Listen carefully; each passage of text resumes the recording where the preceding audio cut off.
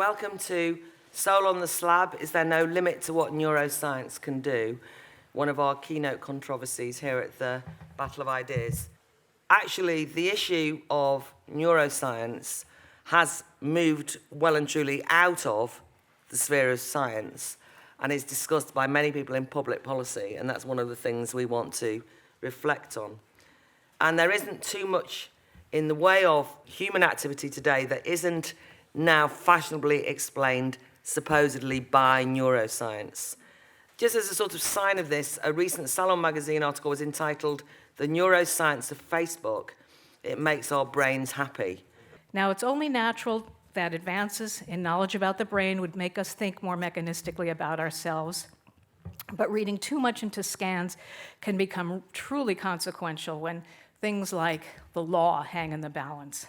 When a person commits a crime, the question, it's almost now a parody, is did he do it or did his brain do it? Well, that now this is a false choice, of course. If biology has taught us anything, it's that brain versus self in some ways is a false distinction. All our motives, our yearnings, our disappointments, memories are all, of course, in the brain, and again, captured on a scan, potentially. The problem is that it's too easy for non-professionals to assume, because we see these physical manifestations of neural activity, that somehow behavior is hardwired, involuntary, and uncontrollable. I do think that the implications that some neuroscientists and others ascribe to brain science for free will, which is to say that it obliterates the notion and we should revise our criminal justice system accordingly, is way overblown. The brain and the mind are two different frameworks of explanation. The neurobiological domain is one of brains and physical causes, the mechanisms behind our thoughts, emotions, perceptions, valuations, decisions. The psychological domain is the realm of the mind that's one of people, its desires, intentions, ideals, and anxieties as we feel them and express them and are perceived by others to have them. Both are essential to a full understanding of why we act as we do, but focusing too much on the neural level can cause us to lose our minds in the age of brain science. If you actually want to look and explain why human beings do things, you cannot possibly get anywhere if you restrict yourself to the purely neural level. You can only begin to understand what we're doing here if you understand that we are creatures that at one level, the fundamental materialist physical level, if you like, are products of causation, chains of causation, molecules, atoms hitting atoms, etc., etc.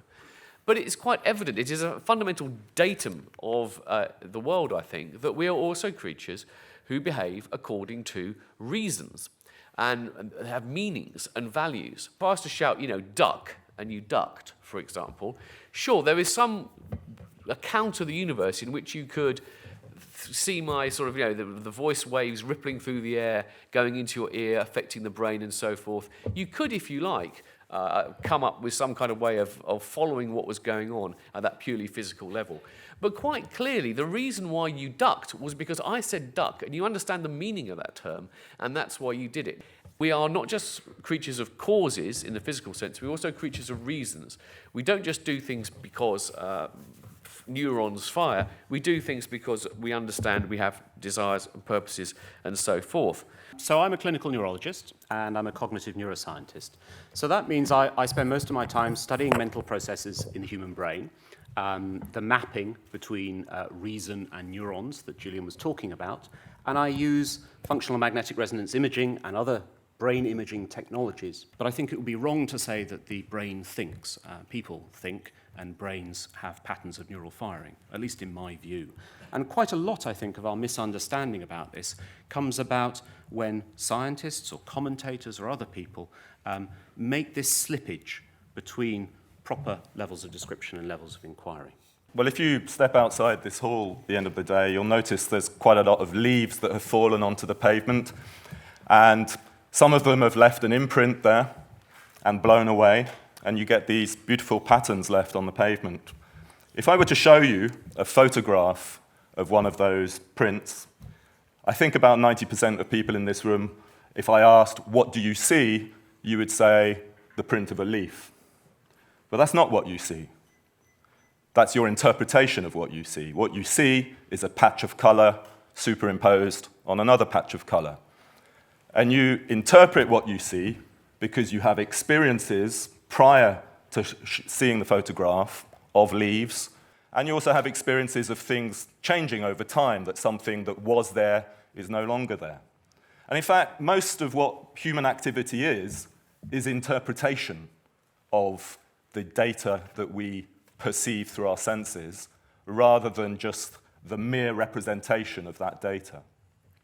Some neuroscientists notoriously try to smuggle in the language of consciousness into how they describe the processes that are going on in the brain. So they will say things like neurons signal, or provide information, or respond to. But neurons can't do those things. That's what we as human beings do.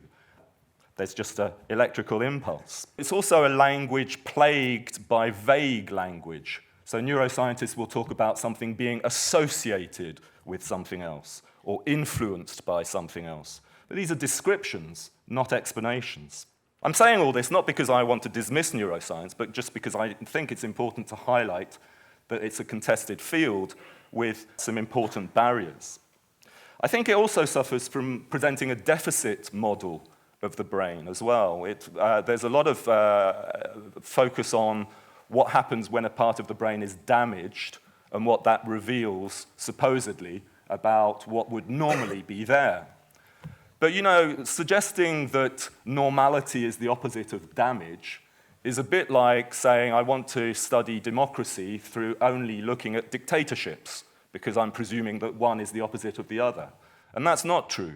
And so I think there are some limits to some of the experiments that are circulated. My thoughts and actions may be reflected in my brain, but they're part, as I think Geraint pointed this out, of a social field of relations, not just a neural or chemical one. A slip of the tongue may leave a neural or chemical signature that can be measured, but it's a really uninteresting way of describing what happens. You know, my degree of embarrassment will have nothing to do with that neural or chemical signature. It will have to do with social context. Likewise, neuroscience, I don't think, is about to explain anything particularly sophisticated or important, like the existence of slavery or sex discrimination. We all know, and it's unfortunate, and I'm not accusing anybody on the panel of this, that neuroscience and the language of it has been hijacked by other people for often pre-existing agendas. I largely work in the field of security, and I could show you a whole series of US Department of Defense white papers, such as the ones I have in front of me, The Neurobiology of Political Violence, Neuroscience Insights on Radicalization, and the list is endless. So this language has been hijacked and adapted to many, many other fields. But to suggest that neuroscience is somehow corrupting or influencing society is actually to put things entirely the wrong way round. Science, whilst shaping society, is also a product of the particular society and cultural mood that it emerges within. And today, and I think it's been noted throughout this conference, some people would be able to categorize that cultural mood as one of a degree of a fear of change, a sense of limits, a feeling of fragility, which encourages a particularly dystopian outlook. That dystopian outlook, whether they know it or not, guides many scientists in what they then go off and investigate. And as a consequence of that, we have apocalyptic interpretations of environmental science and deterministic presumptions that Sally touched on, presented by neuroscience.